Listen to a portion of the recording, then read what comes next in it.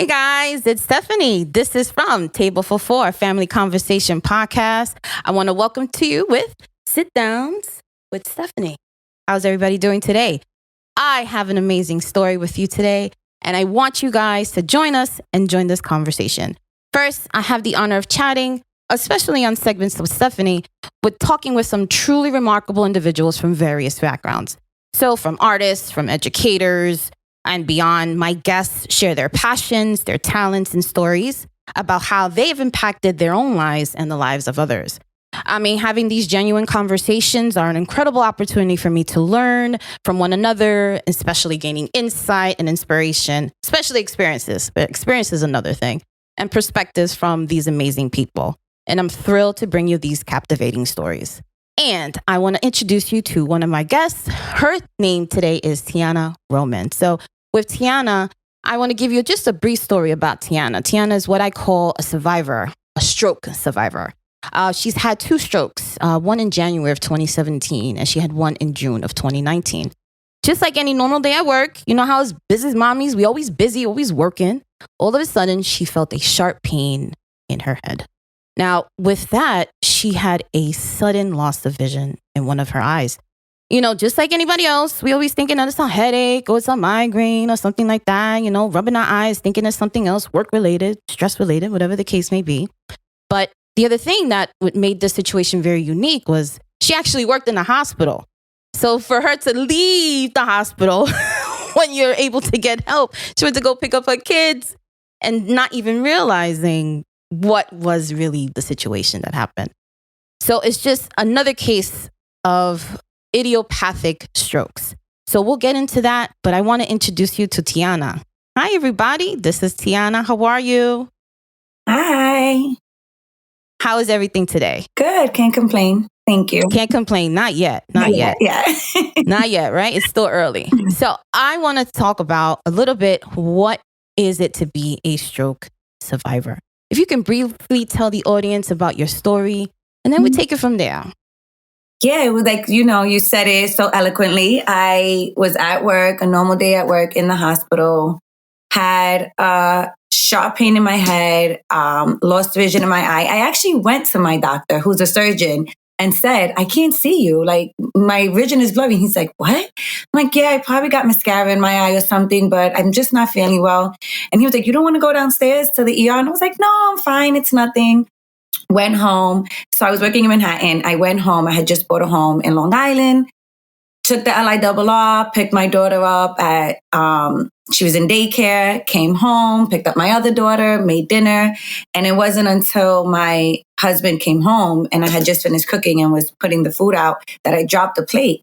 And he said, what's wrong? You don't look good. And I was like, I'm not feeling well. And he's like, I think you should go to, the doctor. And I was like, I don't really want to pay a copay and go into urgent care. They're going to charge me $50 to tell me that it's a headache and send me home. Facts. And like that was literally, and it's sad because that's, the thought process. And I was like, I'm going to go. And then it was like, you know what? It's at this point. So my first symptom was around 1 p.m. At 8 o'clock at night, I was like, you know what? Let me just go to urgent care because at that point I did feel my whole left side getting really weak. Again, stroke was the last thing on my mind. I went into urgent care and they immediately was like, oh, you need to go home. Funny thing is though, because it was so late and they were closing, they asked me if I could get my own ride because they didn't want to have to wait for an ambulance. And I said, well, that's fine, right? Because I'm like nervous, but in panic mode, like trying to figure out life. I drove myself back home and told my husband, I'm like, I need to get an ambulance. Like they're telling me I have to go into the hospital, but let me take a shower real quick. Again, by the time I get out the shower, my sister shows up, my face had turned and, I just really had no feeling on my left side. That's insane. You know what's so crazy? Like thinking about how emergencies happen, you're not always thinking the worst. Like, oh, it's fine, whatever the case may be. But that was not the case for you. Yeah.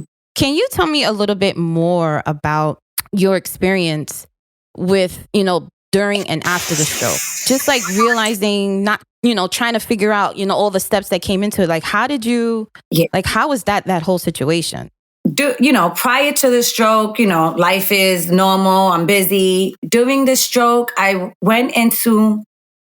got nervous again. When I was having a stroke, I didn't realize I was having a stroke. I didn't realize what was happening. Even when I went into the hospital, my neurologist actually told me, relax, you're being dramatic. This is probably a complex migraine. They didn't treat me for a stroke. It wasn't until, again, the surgeon that I worked for called the hospital and requested for me to have an MRI. Did they then realize that I had a stroke, but it was also too late to treat me because they didn't believe it was a stroke in the beginning. I was healthy. My blood work came back fine. I had nothing that said, no factors that would say, I'm a stroke candidate. Like this could be me having a stroke. I think after the stroke, I want to say that's when I started living more for me, because I realized life is definitely way too precious and it can be over in a blink of an eye. But with that, it became harder. Like life is a little bit harder for me than it ever was. I have to really process my days prior. I had to learn how to walk again, talk again, just pick up a bottle of water, have conversations. My numbers, it took me a long time. I was mixing up numbers to process it. Reading also now, like when I read something, I might have to read it a few times for it to really go inside my head and me understanding it, which, I've always been very articulate. Went to college. I was like honor roll student. So that was hard for me to push through. And even doctors told me like, oh, you're never going to be normal again. And they even said I wasn't going to walk again, like fully. And I've been doing a pretty good job. So I'm proud of myself for that. The other thing that just makes it so hard to understand the whole process of it, right? Can you just briefly tell us like what type of stroke you did have? Because there's so many different types. So I just want to know a little bit, what was the one in particular that you had? I had a right hemorrhagic stroke on my right side of my brain. Wow. For the audience, when we're thinking about a hemorrhagic stroke, we're thinking about what they call the CVA, which is a cerebral vascular accident. Mm-hmm. So with these different types, you can have a subarachnoid, which is a different part of the brain that's affected. So in Tiana's situation, she was more focused on the right, you said, right? So with the right side, what happens is it gets affected to the opposite side. So that's why she said that her left side was what was feeling, had a loss of vision on her left side. She had tingling. She had all these different sensations. And those are some of the signals or the signs for stroke. So can you just tell us a little bit about, did you have any family history? Was it on anybody's side? No. Isn't that crazy? That's crazy. And Isn't that crazy? The biggest factors. They were like, your mom, your dad. And they were like, do you know your dad? I was like, I do know my father's side. I was like, I know my dad. Like, what do you say? I know who my father is. I know. So we were very aware of, my family history and background, and there was no history. I mean, thank God for that, but there's no history of stroke. That's so strange.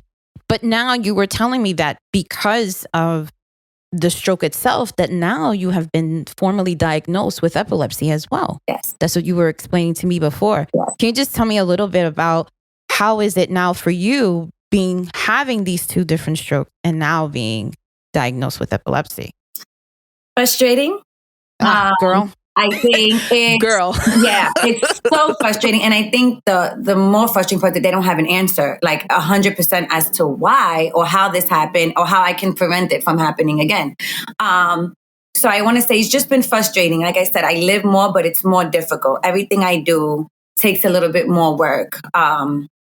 Having a great day, if I want to like hang out and I have a huge family and there's always something going on, I'm paying for it. So if I want to have my sister's birthday was just, and I wanted to have a night out with them, they have to make sure they pick an event where there's not strobe lights going on, so that it doesn't trigger it for me. That's triggering, right. Sensitivity to loud noises and stuff that, like, I'm Puerto Rican, we talk loud. So there's times my family's speaking and I'm just like, oh my God, why are you screaming? And it's piercing. It's to the point where it actually hurts my head. And when I have these events, like the next few days, I'm kind of like really out of it.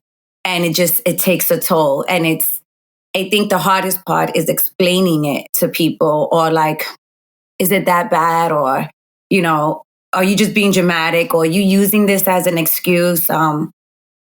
So I think, again, that's the more frustrating part is I don't want to be a victim, right? I want to be strong, but then there's times I'm like really exhausted. I don't want no one feeling bad for me, but I do want them to understand. So it's kind of hard to straddle that. You know what's the crazy thing is that when you're trying to explain that to somebody that is not really aware of it or not really afflicted with it, it's very difficult for them to understand that. Yeah.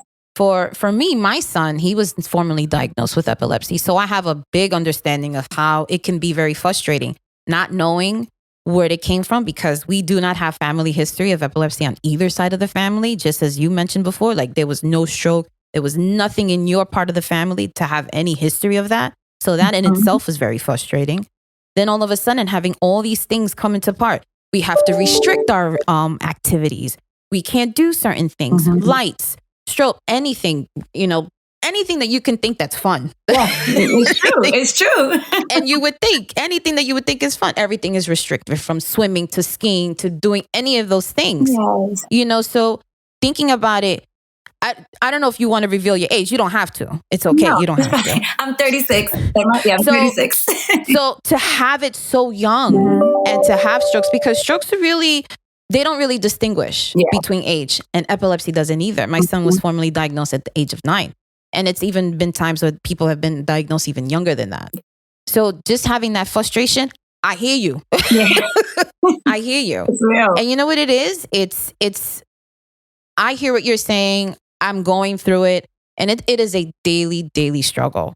You know what I mean? But just to think about how far you've come from the first time till now, like how have you been doing any kind of therapy or any kind of rehabilitation or anything since your stroke?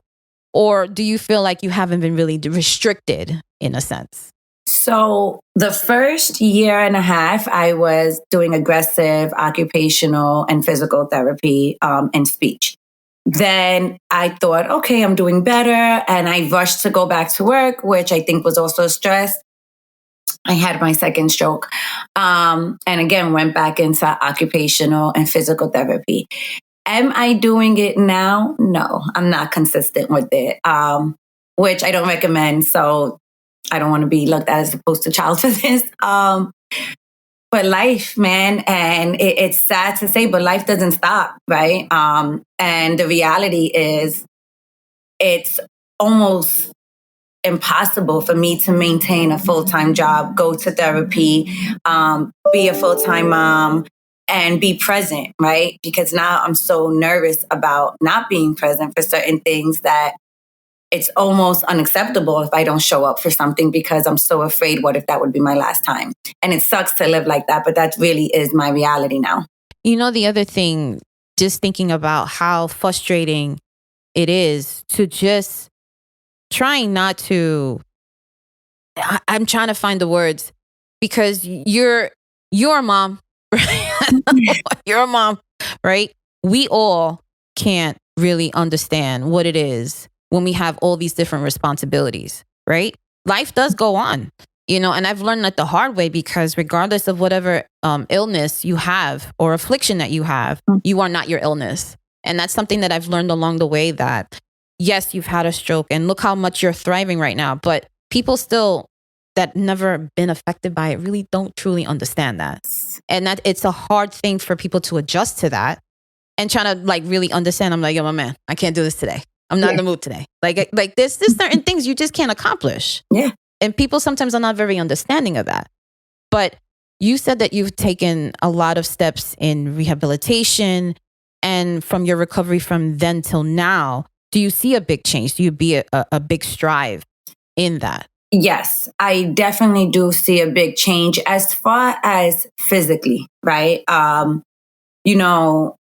Physically, to the naked eye, I look normal. I look okay. Do I still struggle? Yes. Is my left side still weaker? Yes. But you have to know and look for it to see it. I live day to day with pain. My hip shifted from the stroke. So there's pain there. But again, if you're just looking at me, my face, it's good, right? There's, again, if I see a neurologist, they're like, yeah, I can see, your face shift a little bit, but it's so much more than what even the doctors expected me to do. And just like something that was fun about me, I always hated my smile. So I always, even now, if you see my page, I always do kissy faces. That's always been my thing. Before it was actually cool to do it, that was my thing. And I think that's really what pushed me, because my mom used to be like, throw me a kiss. And my face, I couldn't make a kissy face. And I think that was so big for me to get, which actually helped me, just in that aspect of getting back my face from it being shifted to the right. Just thinking about how everything just happens so quickly, because it's about something you would never have imagined. Not at all. Yeah. You would have never imagined something like this happening to you. There was no family history about it. But just thinking about how your recovery has been, how helpful has the recovery been for you so far? Just in terms of like with your family and with the doctors. You said you weren't consistent. In the beginning, I was. Now I'm no longer. But in the beginning... You know why? Because we busy. Yes. In the beginning, my mom, I have to say, I wouldn't be where I'm at without my mom. And I hate that. Like, it's so cliche, but like my mom was my rock. And I want to say, I felt at a time that's the only person I felt I had. I didn't feel like I had anyone else. I didn't feel for someone who came from such a big family that they were supported, they understood, or they were even around. And I get it now, right? Like, again, time doesn't stop, right? Like it's not about me, but at that moment, it was about me, and I was hurting and I was frustrated, and my mom raised us very independent. And like 13 years old, we were already working, and I was like out my house by 17, 18. And it was just, now I couldn't even get out the bed to wipe myself, right? Like I needed help. I couldn't go to the store if I wanted to. I couldn't drive. I couldn't do, so therapy, the physical and occupational therapy, they also did a little bit of, not 100% what it's called, but it's almost like a shock therapy where they put patches on you and they send shocks through your body, and it makes your body jerk to get you, your brain to realize that this needs to move. And I remember it was like 2-3 months in, and I didn't understand what was about to happen to me. And I remember being so upset, like my mom, and I was like, I hate you. Why did you make me do this? And because it was so painful. And I remember just coming home and just saying like, God, like, just take me. Like, I can't do this anymore. Like, I don't want to live like this. I can't be in this pain every day. I don't want my kids seeing this, because now my daughters are seeing like, mommy can't walk and they got to help mommy with things. And I felt like such a burden. My house was going into foreclosure again. I had just bought a home and now I can't work. And, going out on disability wasn't paying. So it was like when it rains, it pours. And it was hard, and therapy was hard. But I pushed through, and I do feel that if it wasn't for my mom pushing me and getting up every day and coming to, and was like, you're going. And I'm like, I don't want to go. She's like, you're going. Let's go. And again, Spanish families, right? You don't tell your mom no. So it was like, I was saying no, but once she said, you're going, I was like, okay, I'm going. So that plays such a huge factor. And I even remember when I went to therapy, it's a bunch of, older people, right? Very weird. I don't belong here. Yeah, it was like, then you looking around like, I don't belong here. People were like, oh, did you get into a car accident? Like they couldn't. And they were like, no, she had a stroke. And you can see like, you can see the wheels turning. Yeah. Like, no, that's not possible. I had people like bringing me like cakes and stuff, like older people. And they would just sit there and watch me like, this poor girl. You're like my granddaughter. Oh my God. But I feel like even, believe it or not, that little community, it was so like they were rooting for me and pushing for me because again, I was so young and I didn't fit that criteria of it happening, that I felt like everyone in my therapy was pushing so hard for me, that it was almost like there was no room for me to fail, if that makes sense. Nope, they rooting for you. They put the high expectations on you. It's like, nah, you got to do it. Yeah. Your mom already told you. You have no excuses. Yes. You know what it is? when thinking about seeing the support that you had around you, especially your mom trying to push you and telling you, hey, listen, I'm here to help you. And I know it's hard to see yourself where you are the burden. Yeah. I can see how you feel, because we felt like that even before we were ill. Yeah. Right? Because there's always things that is always happening. Like, am I a good mom? Am I doing much? Am I doing what I need to do? You have your house is an issue now because now you can't work. Now I'm a burden. Now these things happen. And then now you're thinking and you're talking to God and it's like, listen, I don't want to be here. No. We can't have that. Yeah. You've been placed here for a reason. Your children are blessed with you, your husband, your family. We have to try to turn around with that situation, because I've been there myself. I've always contemplated suicide. I've always been in depression in years. And finding help and finding the support from others that understand where I'm coming from has helped me tremendously. This podcast has helped me tremendously, being able to speak to others and share their stories with me, because I'm like, listen, I'm not the only one. I'm not the only one. Yeah. And that it just makes me happy that other people are brave enough and just sharing their stories with me just makes me feel better. Me talking to you, I feel better already. Good, me too. You know? So it's just like learning that everybody has similar struggles in different ways. Don't get me wrong, everybody struggles in their own way, but we all feel like a burden to begin with. Yeah. I know my son, sometimes he feels like he's a burden because I'm constantly watching him. I'm constantly on top of him. I'm like, no, this would have been happening even before you were sick. Yes, it's true. It's true. So what are you getting upset for? Like, this is all right. Don't worry about it. But now it's been almost 2 years, and still trying to adjust to the illness and still trying to figure out what are the best things to do. What are the not best things to do? Following doctor's orders, following medication, being strict, and just following whatever we can do, you know? Yeah. But how has your lifestyle changed since the stroke? Has anything in particular, like exercise or diet? Like, you can't be eating the chicharrón, you can't be eating all that stuffing, you know what I mean? You know what's so funny? I have amazing cholesterol, right? So that's the crazier. People are like, oh, do you have high cholesterol? I think the hardest part is I'm on medications now, right? And I hate that aspect of it. One, I think what also played a factor in me getting sick too was at one point I was like, oh, I don't need these medications. I'm feeling better. I want to stop them. Oh, girl. And yeah, that was obviously not the right thing to do. But it was frustrating because, you know, you're taking medicine and then you're taking another medicine to counteract with one another. Yep.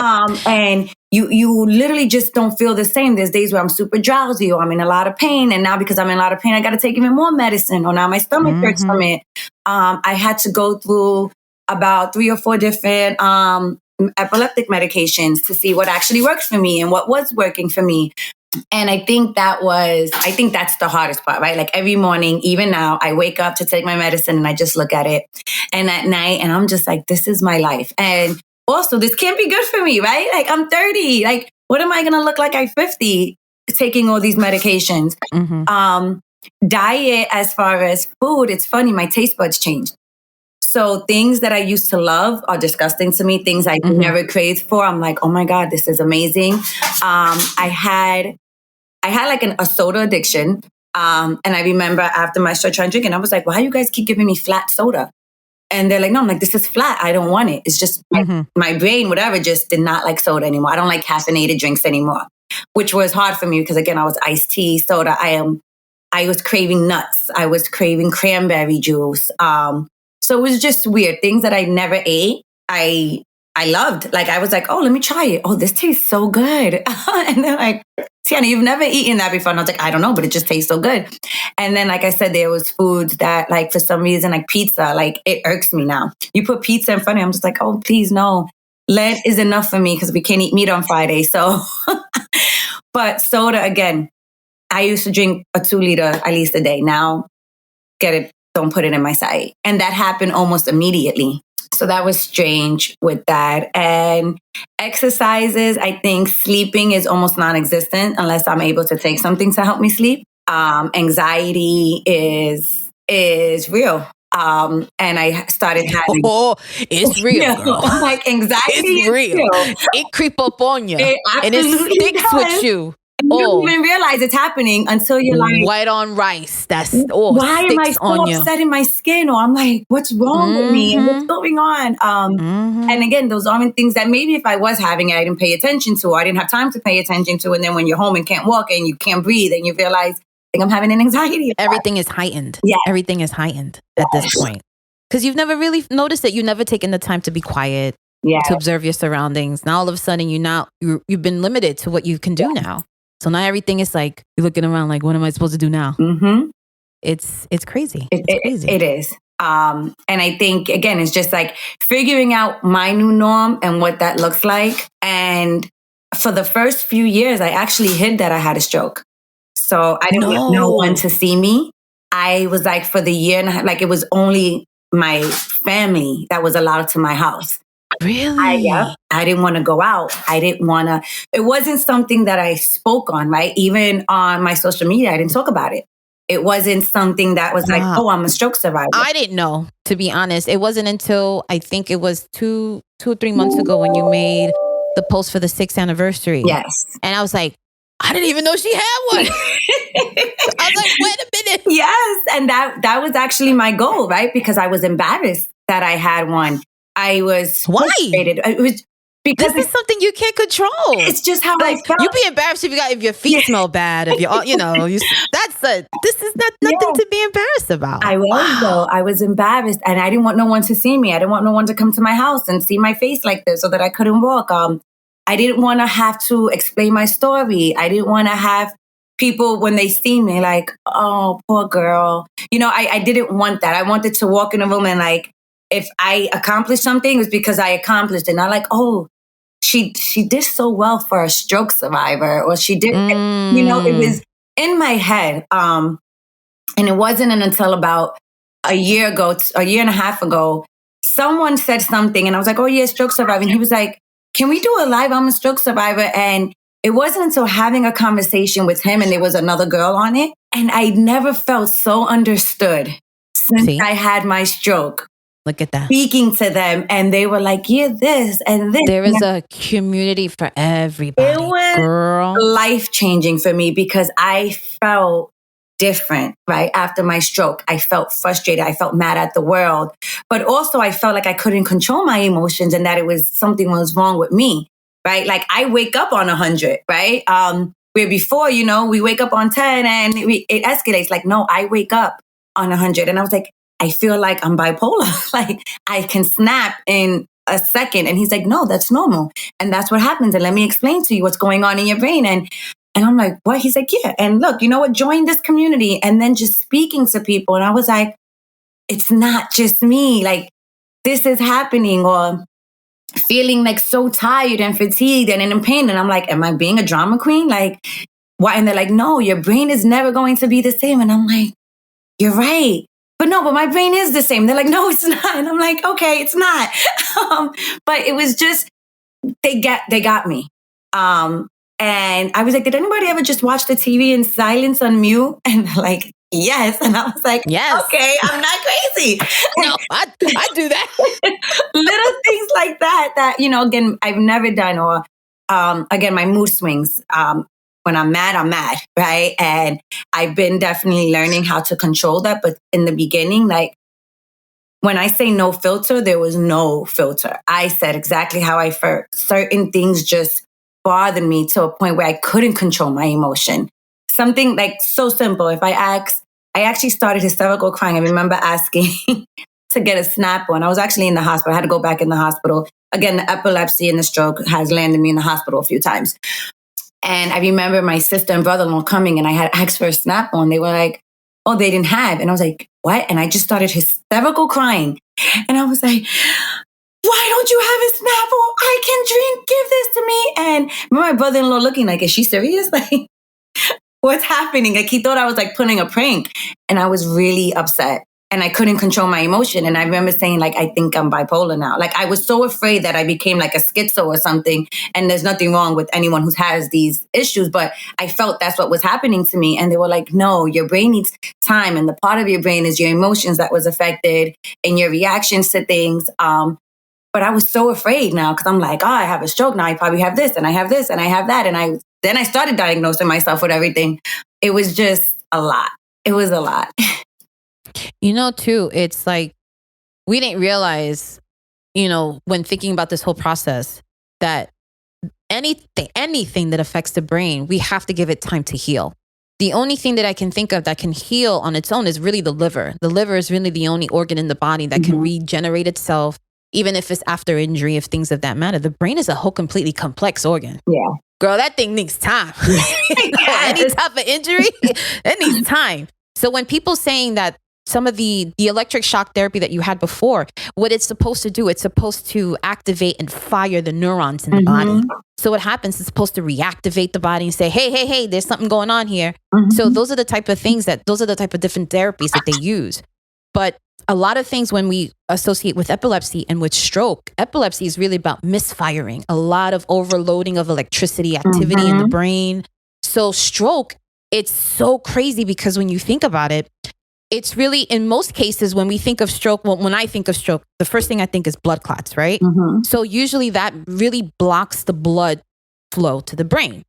But in this instance, right, despite all testing or whatever the case may be, in your case, it wasn't really determined that this is type of stroke that could have caused epilepsy. And it's such a rare, not rare, I don't want to say such a rare case, but because you're 33, you're young, no history, it's idiopathic. It's so strange. I would have to call it a rare case because not everybody can survive it and then thrive afterwards.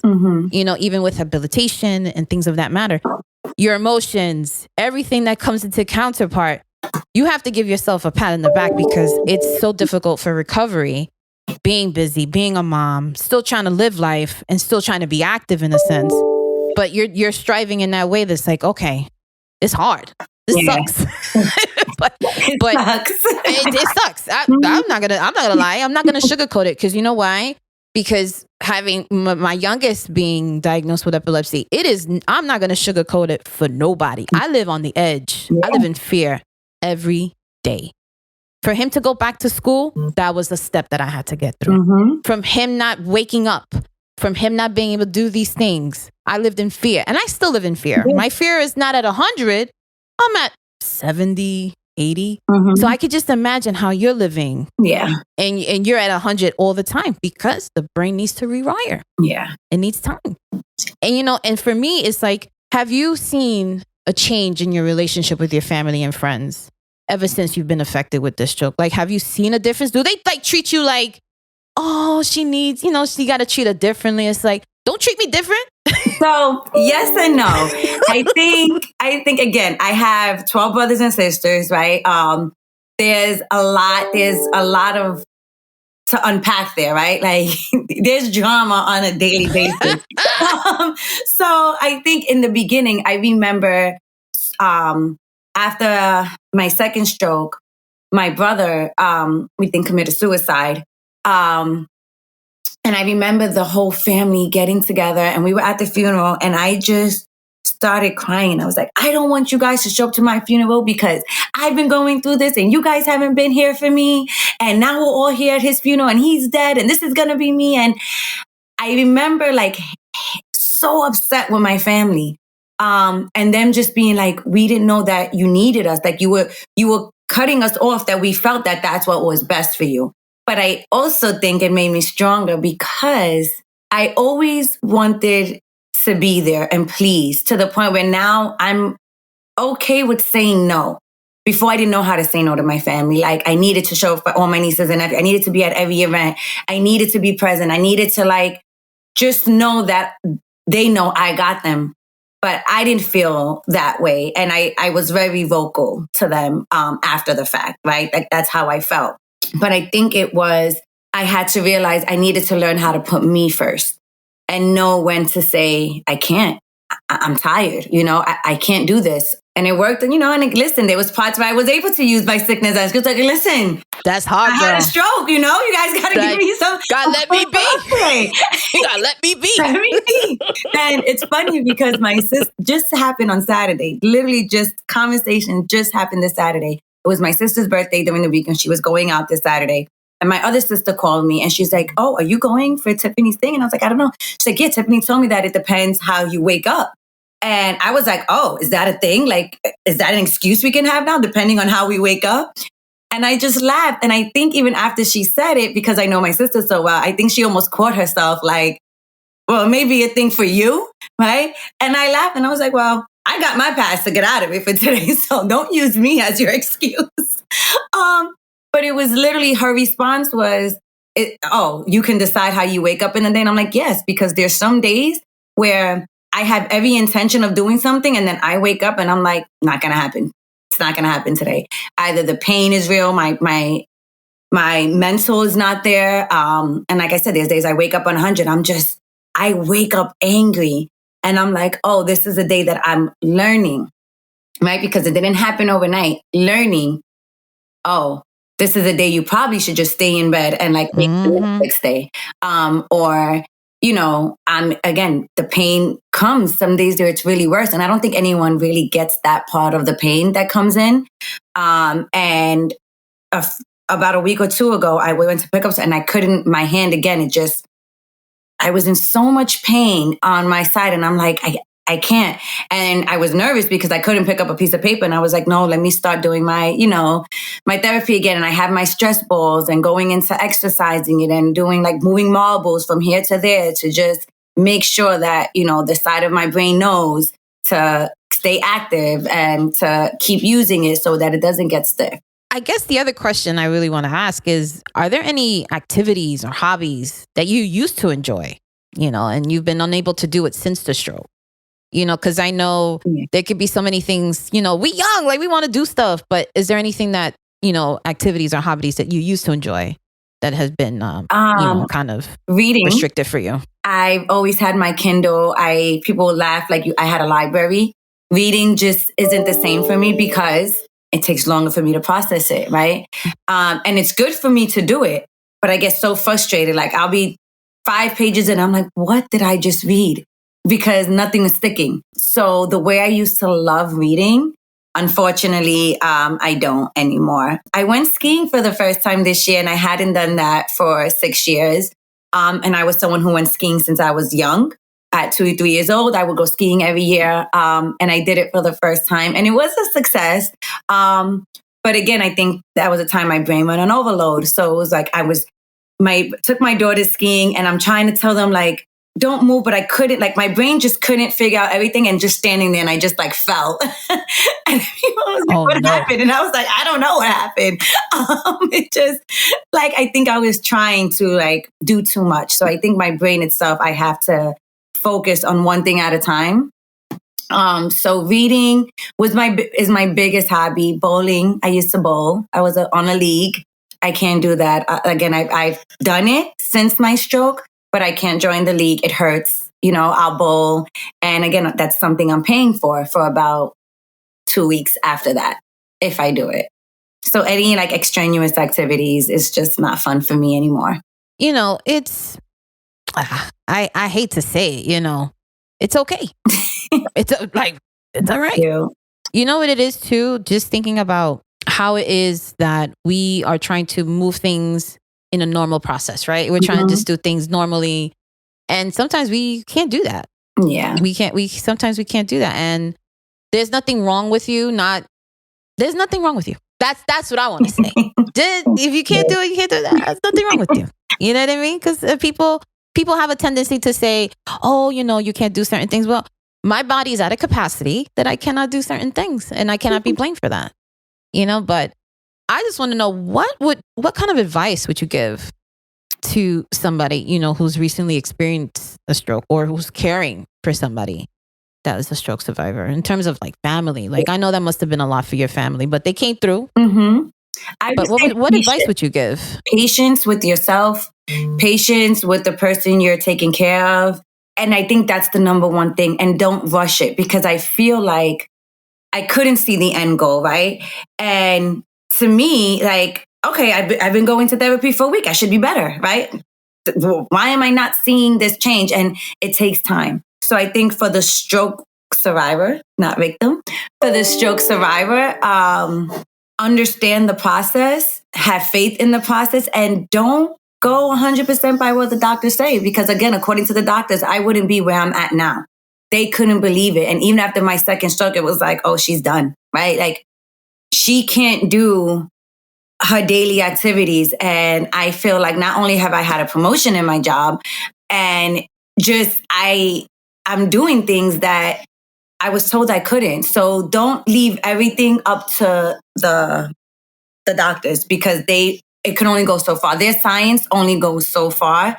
And hey, you can be that 1 in a million because I feel like I have been that rare success story to an extent, right? And I'm proud of that. And it was all for me pushing it. So that's what I want to give for the survivor, for the family. Again, falls on the patients, and understand that our emotions, it's a new reality for us, and understand that sometimes the anger is not with them, it's more with us, and we don't know how to articulate that we're scared. Because I don't think I ever said I was scared out loud, but I was. And I think if the person taking care could understand, like, they're scared or they don't know what their life looks like, they don't know what their new norm looks like, and maybe that can help them have a little bit more patience and understanding. You know what it is too? It's just like anything else that happens in life, right? Mm-hmm. We're trying to still acclimate ourselves to learning new habits, doing new things. This is just part of life. Yeah. This is like we're always constantly learning, regardless of what other, trials and tribulations, whatever the sayings are. It's like you're 1 in a million. Everybody's a 1 in a million, right? And it's just to me that I'm so happy that you've been able to recover in the way you have. And sometimes we gotta listen. Don't get me wrong. I love the medical community. I'm a part of it. But sometimes we could get some things wrong. Yeah. Some things like miracle works. God works in mysterious ways to make sure we still here. Yeah. We're still thriving. We're still striving. We're still trying to do what we can. And giving patience to the people that we're taking care of and giving just support. Sometimes just being quiet and giving support, that's sometimes what you need sometimes. Yeah. And even the smallest actions, the smallest words, in anything, in tiny things, in tiny increments, it can mean so much to those people. It's true. And it's like family, friends. Like I don't need much. Yeah. Just give me a hug. I'm right. I don't need much. That's right? me. Or like, be okay with me being MIA. Yeah, right? That's enough for me. Don't make me feel bad for it. Like exactly. I don't need you to show up to my house. I actually prefer you not to show up to my house. Just say, you got me. You understand, and life is good. I'm good. I'm chilling right now. Yeah. But you know what it is too? Is just having the conversation with other people. It just shows that's enough as well. Somebody talking to somebody else that understands your situation, talking to somebody else that understands, like, listen, I ain't all right now. You know what I mean? Just be a little bit more understanding with me. And I promise you, it takes time. Yeah. But I just want to ask you one last question. Is there anything else you would like, to share about your experience or your recovery? I know that it's hard. It's not easy, but to share your experience and just saying how well and how far you have been now. How are things going in that sense? I would say what I would like to share is every day feels different, right? Every day I'm like, okay, I'm feeling a feeling I didn't feel, or, medications, figuring out the medications. It's important, right? To make sure you're on top of those things and just being aware. And I do think speaking to people is huge. I want to stress that because I didn't know. Like, I remember when they first, maybe you should go to therapy or against Jacob Meeting. And I was just like, yeah, no. No, I'm not about to say. I'm only laughing because I said the same thing, girl. And meanwhile, I knew my behind needed therapy, and I was in it for 4 years. And once I was in it, I was like, I should have came earlier. It's so real because it's true. I remember, like, you should go speak. And I was like, yeah. Right. Okay. Yeah, right. You're not going to catch me dead, right? Especially, and then like, oh, you want me to talk about my feelings? What are my feelings? What are my feelings? Yeah. What about my feelings? Yeah. What about them? You're gonna make some miracles and change it for me? No. I said, what are they gonna do? They're gonna be Jesus? Like, girl, what am I talking about? Like you. But then when they started working their witchery on me and started talking to me and started throwing big words at me, I said, "Espérate, hold on. Yes. This is supposed to help me." It's so real because now you're like, it also helps you articulate certain things because sometimes you're not even able to put in things to words. You can't. It's insane because like I'll speak to someone like that reach out to me and I'm like, oh, okay. And then I'm like, they're like, oh my God, you're such a great help. And I'm like, you have no idea. Just speaking to you helped me too, because I was realizing things about myself that was like, oh, snap. And also take care of yourself. Don't diagnose yourself. I feel like we put ourselves last a lot. Don't do it. Yeah, we're going to go deep. I need you to like listen to your body. Your body tells you when something's not right. I'm sure I had many warnings prior to my stroke that I didn't pay attention to. I had warnings with my seizures, right? When I have the auras and I still push myself to the limit. And we need to learn, I'm still learning that, is to be aware and go to the doctor, right? Let them tell you you're fine and you go home. I feel like I could have potentially stopped my first stroke and the severity of it had I went to the emergency room immediately. There may have been a different outcome. But you're here now. Yeah. That's the most important thing. And Tiana, I can't thank you enough for having this conversation with me. But I want to jump into this awesome Instagram page that you have that you told me about. And I want you to tell me a little bit about that. I have here the Venting Zone 911. Can you tell me a little bit about this? Because I've had an opportunity to take a look at this. And I think this is really the result of your own therapy. On Instagram, girl, because it's gonna help others. So I started it right as a way. Do not judge me. As a way, no judgment here, girl. Of putting jabs out there to like my friends and family, like y'all are terrible people, and hoping they see these posts and get it. That's what therapy does for you. It opens you up your mind. Yes. It gets you all brave and stuff. Like you got a little liquid courage on you. Like that was literally it. Like I would just put up posts and like things that were relatable, right? And then it ended up fitting right because again, I think people think relationships and friendships and family are a relationship. And it's like having, a significant other when you have a bunch of brothers and sisters or best friends or cousins. So that was my original purpose for it. And just like letting off my own steam, being frustrating without really directing or adding anybody about it. And then it just took a life of its own. And then people were like, oh, well, you should do like, like talking. And then I was like, all right, so let's do some lives. And people just started reaching out to me like, oh, I'm having some issues with my boyfriend. Can you help me? Or I saw you posted something about suicide. Do you have any experience with that? And I was like, yeah, I do. And all right. And then I was doing it so often that it was taking a toll on me at one point because I started taking on other people's problems. So then I started taking a break. But then I was like, why don't I charge for this, right? Like if maybe I can do this as a little bit of a side hustle and, people will pay and people would pay. And it was just took a life of its own. And then it really did become my baby because now I'm more mindful of what I post and how I want the community to receive it and take it. And, I want to reach out to people on all levels, right? Like I want a doctor to see this and be like, oh my God, this helped me. But I also want, someone who's 20 years old in the projects like, oh girl, I can relate to you too. So I just wanted it to be relatable. And it, like I said, it took a life all on its own. And now I have a lot more stroke survivors, chronic illness survivors, cancer survivors, suicide families that reach out to me. So it branched out to so many different communities. And it makes me feel good that people ask me to be a part of this and just say, again, you're my first podcast I ever did. So kudos to you. Cause I was always like, yeah, one day I always reschedule. You are literally the first person I did this with. So I'm excited for it.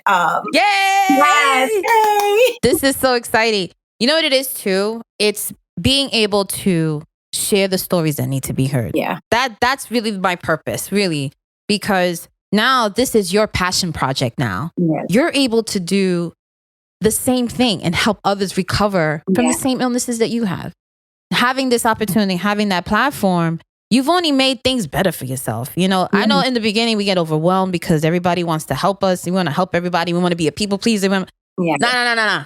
Like you mentioned before, we have to think of ourselves first. Yeah. And if I'm able to help people in the process, it's a win-win situation. 100%. And I think, again, not to sound corny, kindness goes a long way, because until this happened to me, I didn't really understand what invisible disability was and what people struggle with on a day-to-day basis. So be kind, because again, you might walk in a room and just be like, they look like they have it all, and you have no idea what their story is. So don't just assume that if you don't see someone with a cane or someone, you know, with a visible disability, that they don't have something going on. Absolutely. Absolutely. Tiana, I don't know if there's anything else you want to leave with the guests. I hope you've had an amazing time. Is there anything else you want to leave to the listeners? No, thank you. But shout out to Table for Four. I think this is amazing. I love the fact that it's a family podcast, and you're so cool. I've known her since had my first baby, because you were in the dance school with my little yeah. It's so crazy going back so far. Yes. You know, I'm trying to get everybody on. You know me. I'm trying to talk to everybody because I feel like there's so many stories, and I've gotten in touch with so many great people, so many people that are talented, have amazing stories, and all I want to do is just share the stories. Yeah. That's all I really want to. That's what I want to use. You're going to touch someone that you probably didn't even expect to, that you don't even know, a stranger. I don't. I know you will, because you have already. Like, I looked and I was like, oh my God, I didn't know this. So I think that's awesome. So keep doing what you're doing. I think your children definitely are going to be so proud of you. And if you ever need anything with your son, please let me know. I'm in the medical field as well. I did pediatric neurology for a very long time, so I know some neurologists. But also, whatever you need, I'm here if you need anything. I appreciate it. Thank you so much. You know, I just want to say thank you for sharing your story with me. Thank you for being so brave and being so open about all different, you know, aspects of your life, because not everybody wants to share. And I get it. I ain't trying to be in your business. I just want to make it clear. Don't be in my show if you don't want to be in my business. Right? Listen, I'm just saying. I get it. So funny. No, but you know what it is? I love the fact that we were able to spend this time together and just using this platform to share stories, to talk about real stuff, really, because this is very important to me, and sharing awareness. Because my son, he suffers from an invisible disability. You would never think in a million years that he has this, but he's afflicted with it, and he's the normal kid. And just like you look like you have nothing wrong with you, like you mentioned before, but we are dealt a certain card. Yeah. And being able to handle it and being able to take it in stride, I think it's amazing. I want to thank you for being on the podcast today. This is Stephanie from Table for Four, a family conversation. We've had the wonderful guest, Tiana Roman, on with us today. Being a stroke survivor and thriving and striving. This is how we have to get it through. Guys, I hope you have an amazing journey. Make sure you follow up and listen to all the conversations we've had. We have new episodes coming on Wednesdays. If you guys want to be a guest, email me, hit me up. I'm on Instagram. I'm on the TikTok. I'm on the Facebook. Come and get me. I'm available. Guys, have an amazing day. Take care, everybody. Bye. Bye.